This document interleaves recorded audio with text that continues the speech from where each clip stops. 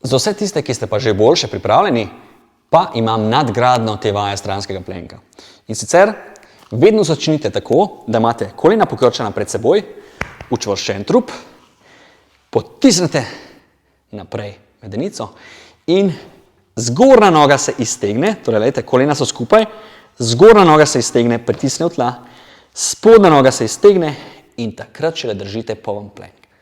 Bistveno težje bo tako, kot pa če začnete že v štartu na iztegnjene noge. In ko končamo, kako? Spodnja noga se najprej pokrči, zgornja noga se pokrči in šele na to gre zadnjica nazaj.